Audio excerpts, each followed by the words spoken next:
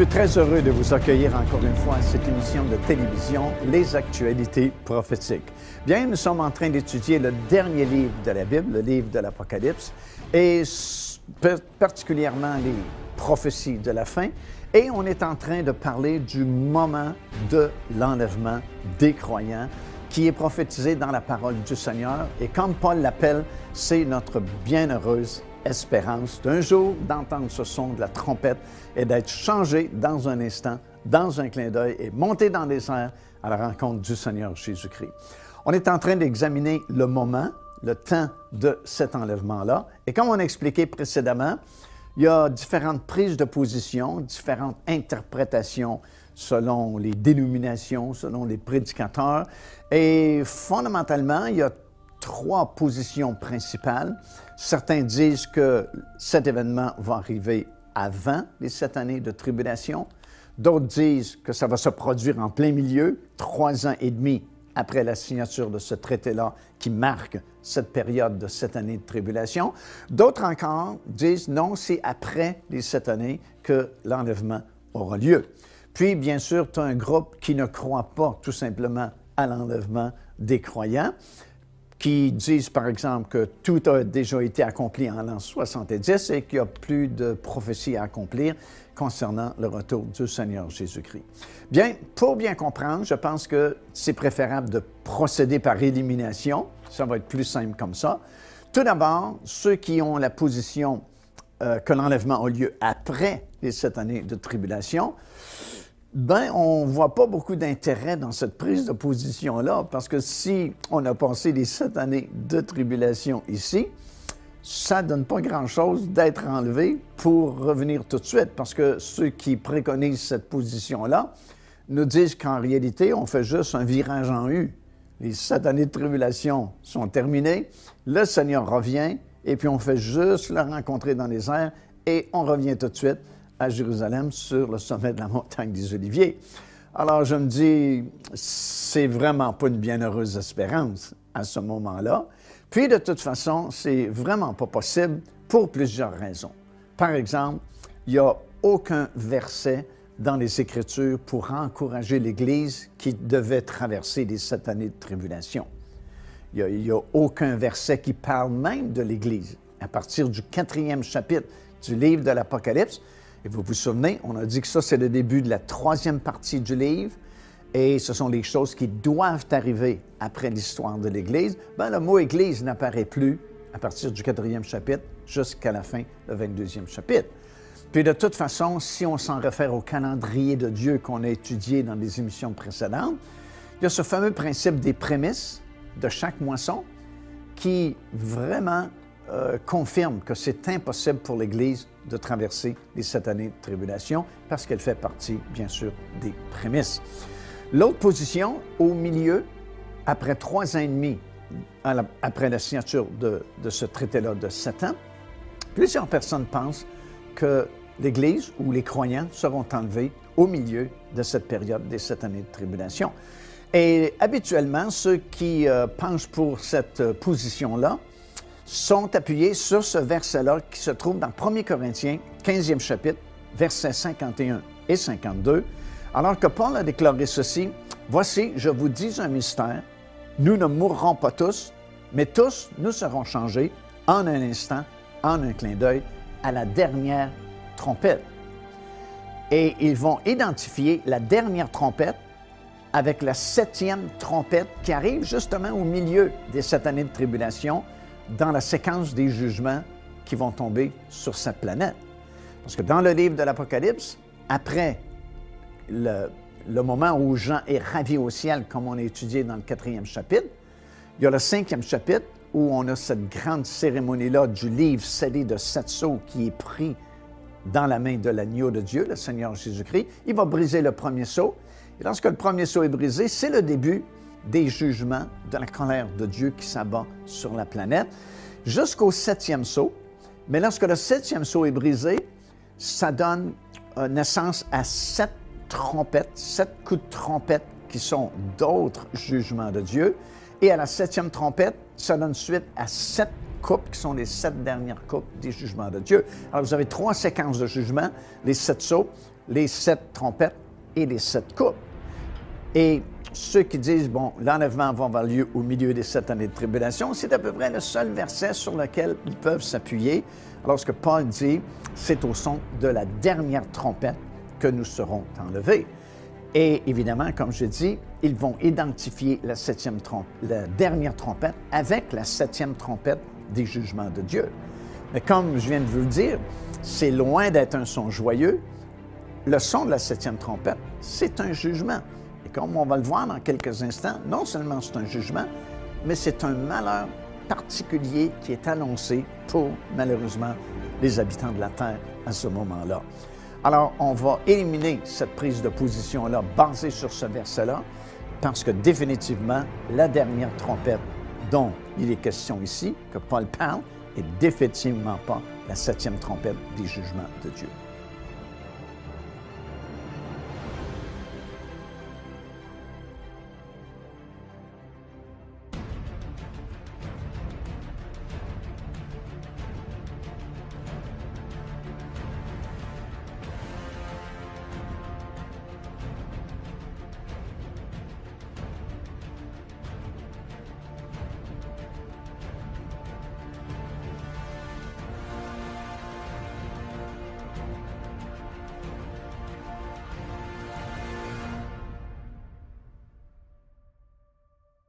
Donc, la dernière trompette dont Paul parle dans son épître aux Corinthiens ne peut pas être la 7e trompette du livre de l'Apocalypse, parce que là, même si vous êtes au milieu des 7 années de tribulation, ce n'est pas le son d'une trompette joyeuse, mais c'est le son d'un jugement de Dieu. Parce que, comme j'ai mentionné, il y a ces 7 sceaux au tout début qui sont brisés dans la première partie des 7 années de tribulation. Et finalement, lorsque le 7e sceau est brisé, on voit ces 7 anges qui ont chacun une trompette. Et à chaque fois qu'un de ces anges va sonner de la trompette, il y a un jugement qui tombe ici sur la terre. Et ça va ainsi jusqu'au 7e ange qui sonne la 7e trompette, que ces personnes identifient comme étant la dernière trompette, et c'est à ce moment-là que les croyants seront enlevés. Mais ça ne se peut pas parce que ce sont des jugements. Et non seulement ce sont des jugements, mais la 5e, la 6e et la 7e trompette, ce sont 3 malheurs spéciaux qui sont annoncés dans le livre de l'Apocalypse.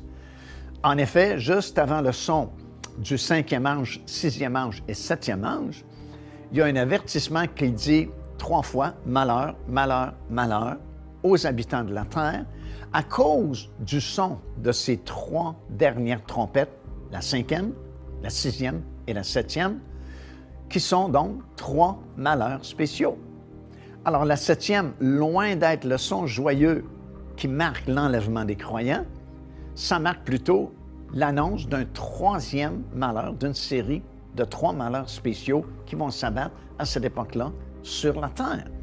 La 5e trompette, qui est sonnée par le 5e ange, bien, wow, c'est une invasion démoniaque, parce que dans le livre de l'Apocalypse, chapitre 9, à compter du 1er verset, ça nous dit que la clé de l'abîme fut donnée à un ange puissant qui est descendu jusque dans l'abîme, a ouvert les portes de l'abîme pour permettre à des esprits démoniaques qui étaient enfermés dans cet abîme-là depuis très longtemps de monter à la surface de la terre et de tourmenter les êtres humains pendant une période de 5 mois.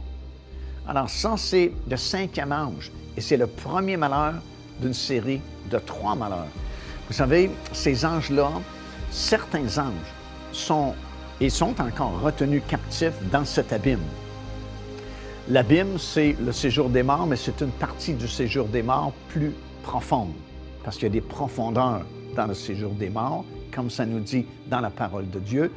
Et il y a très longtemps, en fait, c'est pourquoi il y a eu un déluge au temps de Noé. Il y avait certains anges qui avaient abandonné leur demeure pour faire des choses vraiment répréhensibles avec des êtres humains. Et ça a donné une race de géants à l'époque dont le Seigneur a dû détruire à cause de leur méchanceté. Et ces anges-là, Jude nous apprend dans son épître, et Pierre en parle aussi dans son épître, ils ont été jugés et retenus captifs dans des cachots, dans l'abîme, gardés en réserve pour le jour du jugement. Alors, ces anges-là déchus, qui n'ont pas gardé leur demeure, qui ont créé cette race de géants à l'époque, sont retenus présentement, au moment où on enregistre cette émission, captifs dans l'abîme, mais ils sont gardés pour être libérés un peu de temps pour le jour du jugement de Dieu. Et la cinquième trompette, lorsque l'ange va sonner cette trompette, marque l'abîme, la porte de l'abîme qui est ouverte et l'invasion de ces anciens esprits démoniaques qui ont tourmenté les êtres humains, qui refont surface et vont à nouveau tourmenter plusieurs millions de personnes sur la planète. Et la douleur qu'ils vont infliger aux êtres humains va durer pendant 5 mois et ça va être tellement intense que la Bible dit ceux qui auront été affectés par ces esprits démoniaques voudront s'enlever la vie et la mort même fuira loin d'eux. Il n'y aura même pas moyen de s'enlever la vie durant cette période de 5 mois-là. Donc, c'est un premier malheur. Mais le 6e ange, qui va sonner la 6e trompette, bien, c'est un 2e malheur qui est annoncé et c'est une 2e invasion démoniaque. Et cette fois-là, c'est très précis parce que dans le livre de l'Apocalypse, on lit qu'il y a 4 anges démoniaques qui sont présentement encore liés sur le fleuve Euphrate au Moyen-Orient. Et la Bible dit qu'ils sont gardés là et ils seront déliés pour l'année, le mois, le jour et l'heure précise. Quand ce 6e ange va sonner cette 6e trompette, bien, ces 4 anges seront déliés sur le fleuve Euphrate et vont provoquer l'invasion d'une armée démoniaque représentée par des cavaliers qui sortent également de l'abîme et qui vont tuer le tiers de la population mondiale à cette époque-là. Alors, comprenez, le 5e ange, le 6e ange, ce ne sont pas des sons joyeux, ce sont des avertissements de jugement qui tombent et ce sont 2 malheurs d'une série de 3 malheurs qui vont s'effectuer à ce moment-là sur la terre. Alors, c'est pourquoi le 7e ange qui va sonner la 7e trompette, c'est pas, encore une fois, le son joyeux qui marque l'enlèvement des croyants, alors que ceux qui se seraient préparés monteraient dans les airs à la rencontre du Seigneur, mais c'est l'annonce d'un 3e et dernier malheur qui va tomber sur les habitants de la terre. Et nous allons voir dans quelques instants qu'à ce moment-là, c'est vraiment un 3e malheur très fort, très puissant, puisque Satan va être expulsé du ciel. Et son territoire, son champ d'action sera limité à la planète Terre uniquement pour les dernières 3 années et demie de ces 7 années de tribulation. En même temps, c'est le moment où l'Antéchrist va prendre contrôle mondial. C'est le moment de l'imposition de la marque de la bête. Alors, c'est vraiment pas le son joyeux de l'enlèvement des croyants, mais c'est plutôt l'annonce d'un 3e malheur, un terrible jugement qui tombe à ce moment-là. Joignez-vous à nous afin de célébrer le Seigneur et entendre le message de la parole de Dieu par l'évangéliste Mario Massicotte. Venez recevoir ce que Dieu a préparé pour vous. Visitez notre site web www.paindevie.org afin de connaître notre itinéraire. Nous serions très heureux de vous rencontrer et de vivre des moments forts avec le Seigneur.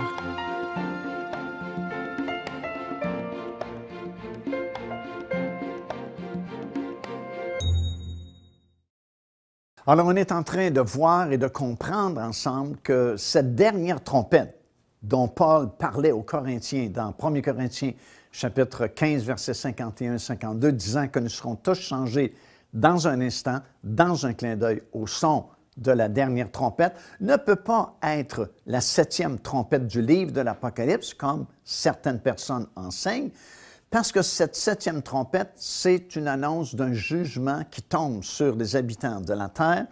Et plus que ça, c'est un 3e malheur, comme on vient de mentionner, d'une série de 3 malheurs spéciaux représentés par le 5e ange, le 6e ange et le 7e ange. 5e ange, lorsqu'il sonne de sa trompette, c'est une invasion démoniaque. parce que la clé de la porte de l'abîme a été donnée à un ange puissant qui va libérer certains esprits démoniaques qui sont retenus captifs depuis très longtemps dans l'abîme.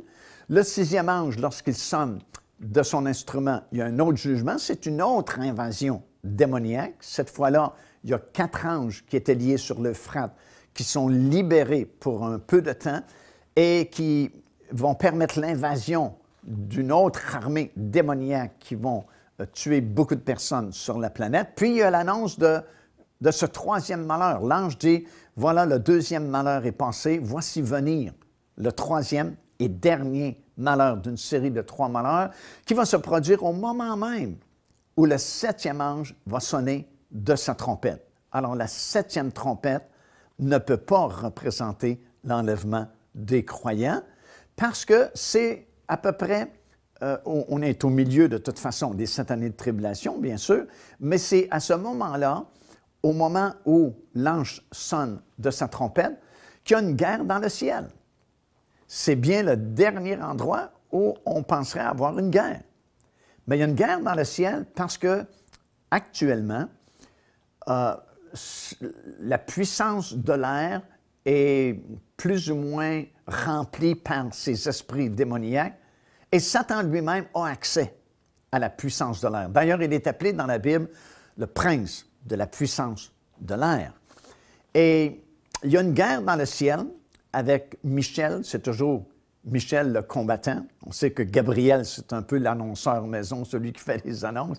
Lucifer faisait partie de ce groupe d'archanges lumineux autrefois qui était en charge de la louange et de l'adoration envers Dieu. Mais malheureusement, un jour, le péché fut découvert en lui et a voulu prendre la place de Dieu et il a été précipité. Mais Michel, c'est le guerrier. Et puis, il y a une guerre dans le ciel et c'est Michel qui fut trouvé vainqueur. Et Satan et tous ces démons, tous ces esprits démoniaques sont expulsés de l'air ou du ciel, dans le sens d'atmosphère, stratosphère et ainsi de suite, et leur champ d'action est limité à la planète Terre. Et la Bible dit « Malheur aux habitants de la Terre, parce que le diable est descendu vers vous avec une grande rage. » Parce que c'est sûr, il sent que son jugement final approche et son champ d'action est vraiment très limité à la planète Terre. En plus de ça, faisant partie de ce troisième malheur, c'est le moment précis où cet homme qui avait signé ce traité de paix et de sécurité 3 ans et demi auparavant va réussir dans ses entreprises et va devenir finalement le gouvernement mondial. Un gouvernement totalitaire qui va régner sur tous les gouvernements de la planète, ou presque, parce que Édom, Moab et Ammon vont échapper à sa main. Ces 3 territoires-là font partie de ce nouveau pays qui s'appelle depuis quelques années la Jordanie. Et la raison pour laquelle la Jordanie va échapper au contrôle du gouvernement mondial, c'est que Dieu a préparé une ville de refuge dans ce territoire-là pour une partie de son peuple qui aura du discernement spirituel à ce moment-là, justement, au milieu des 7 années de tribulation, et pourront fuir dans cet endroit-là où ils seront protégés et nourris surnaturellement pendant une période de 3 ans et demi, les dernières 3 années et demie des 7 années de tribulation. En plus de ça, c'est le moment où le faux prophète fait son apparition. Et à ce moment-là, c'est comme si l'Antéchrist est assassiné, mais il ne meurt pas. Et le faux prophète profite de la stupéfaction des gens dans le monde qui voient ça. Et c'est un phénomène extraordinaire parce qu'il était considéré comme mort et pourtant il est vivant. Va faire une image de cet homme-là, va demander l'adoration et lui-même, l'Antéchrist, va se proclamer Dieu et va s'asseoir dans le lieu très saint du temple à Jérusalem et va faire cesser les sacrifices qui avaient débuté quelques années auparavant lors de la construction de ce 3e temple qui sera un jour construit sur l'esplanade du temple. En plus de ça, le faux prophète va imposer ce que la Bible appelle la marque de la bête ou la marque du gouvernement mondial représentée par 666 et personne, la Bible dit, ne pourra plus ni acheter ni vendre à moins d'avoir cette marque d'identification comme de quoi on appartient à ce gouvernement-là mondial. Alors, tout ça mis ensemble, bien, ça fait que c'est impossible que cette 7e trompette soit la dernière trompette dont Paul parlait aux Corinthiens, parce qu'encore une fois, loin d'être le son joyeux de l'enlèvement des croyants, c'est le moment où Satan descend sur cette terre et l'Antéchrist devient en contrôle mondial. Procurez-vous cet enseignement disponible dès maintenant sur notre site web au www.paindevie.org. En visitant notre boutique web, vous pourrez commander ou même télécharger les enseignements. Vous trouverez aussi plusieurs autres produits contenant des centaines de sujets pour votre édification. Alors, comme nous venons de le constater, cette 7e trompette du livre de l'Apocalypse ne peut pas représenter le son de la trompette qui marque l'enlèvement des croyants, puisque c'est un son qui marque plutôt un jugement, et même plus qu'un jugement, marque l'accomplissement d'un 3e malheur, d'une série de 3 malheurs très forts, très puissants, qui vont s'abattre sur cette terre au moment de ces tribulations-là. Bien sûr, on est au milieu des 7 années de tribulation, mais ça n'a aucun rapport, comme vous avez pu le constater, avec le son de la trompette pour marquer l'enlèvement des croyants vers le ciel. Non, ce que Paul voulait dire lorsqu'il a dit aux Corinthiens, c'est dans 1 Corinthiens, le 15e chapitre, versets 51 et 52, que nous serons tous changés dans un instant, dans un clin d'œil, au son de la dernière trompette, c'est qu'il y aura 2 coups de trompette qui vont marquer l'enlèvement. Et c'est très clair si vous étudiez attentivement le passage classique qui parle de l'enlèvement des croyants, qui se retrouve dans 1 Thessaloniciens, le chapitre 4, des versets 15 jusqu'à 18. On a dit dans les émissions précédentes qu'il y a différents passages des Écritures qui parlent au sujet de l'enlèvement, mais ce texte-là, dans Thessaloniciens, c'est le grand passage, le grand texte classique, si vous voulez, pour expliquer l'enlèvement des croyants à un signal qui sera donné au son de la trompette et à la voix de l'archange de Dieu. Et si on étudie attentivement, parce que la Bible, c'est pas comme n'importe quel autre livre, c'est pas comme un roman policier que nous lisons, c'est vraiment la parole de Dieu.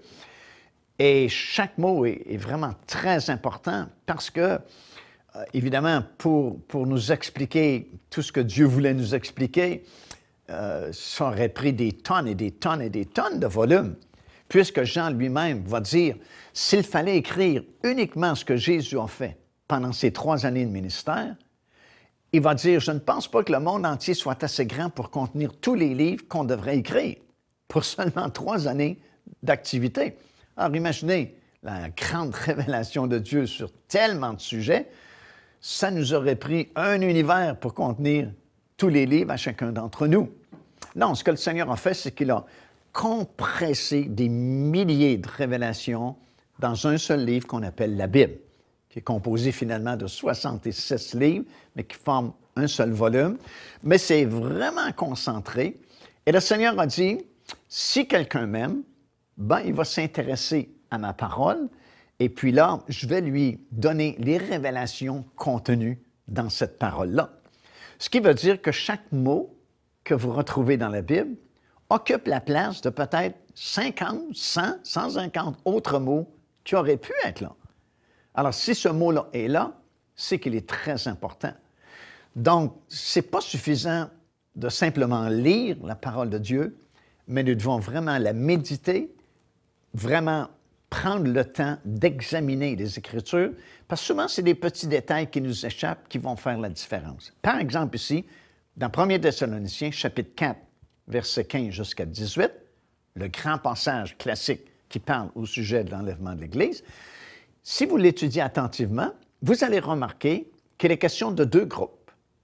Ceux qui sont morts en Jésus-Christ déjà et ceux qui sont restés vivants pour l'avènement du Seigneur ou au moment de l'enlèvement.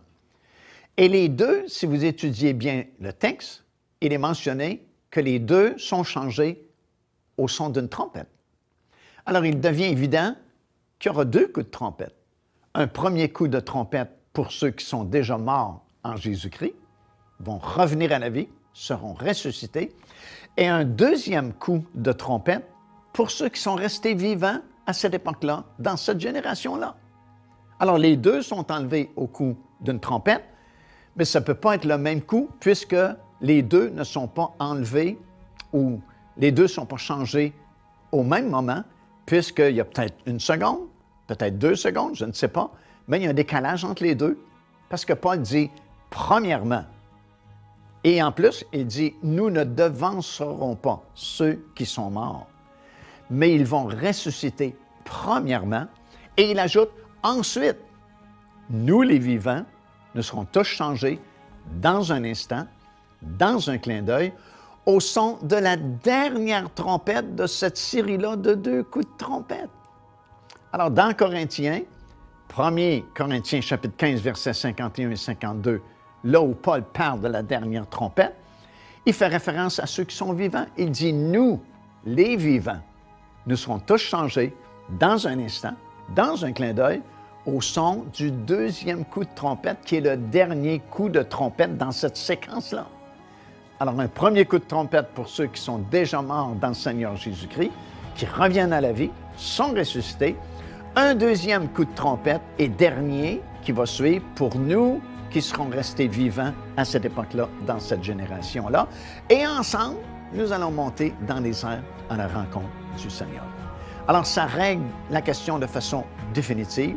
Cette dernière trompette ne peut pas être la 7e trompette du livre de l'Apocalypse parce que c'est un jugement, mais c'est la 2e trompette ou le 2e coup de trompette de cette séquence. Alors, j'espère que je ne vous ai pas trop mélangé avec ces coups de trompette parce que c'est vraiment très simple à comprendre lorsqu'on étudie attentivement la parole du Seigneur. Il y aura un premier coup de trompette pour ceux qui sont déjà morts dans le Seigneur Jésus-Christ, suivi d'un 2e et dernier son de la trompette pour nous qui serons restés vivants à cette époque-là. Nous serons changés dans un instant, dans un clin d'œil, et ensemble, nous allons monter dans les airs à la rencontre du Seigneur. Ce sera le plus grand rassemblement d'enfants de Dieu qu'on a jamais vu. Ils vont venir de partout, du nord, du sud, de l'est et de l'ouest. Comme on dit souvent, on ne partira pas tous à la même heure, mais on va tous partir en même temps. Pourquoi? Parce qu'il y a des réseaux horaires sur la planète, et quand il est midi ici, il peut être 10 h, 11 h, minuit ailleurs. Alors, on ne partira pas tous à la même heure à cause de ces fuseaux horaires, mais on va tous partir en même temps. On va monter dans les airs à la rencontre du Seigneur. Et vous pouvez faire partie de ce glorieux enlèvement. Vous pouvez avoir cette bienheureuse espérance dans votre vie, dans votre cœur aujourd'hui. Il suffit de venir à la connaissance du Seigneur Jésus-Christ, de l'accepter finalement, tout simplement, comme votre Seigneur, votre Sauveur. De toute façon, c'est une bonne nouvelle parce qu'il pardonne vos péchés. Il vous donne la paix, vous donne la joie. Il vous donne cette assurance que votre nom est écrit dans le livre de vie et il a promis en plus de vous garder durant votre pèlerinage ici-bas.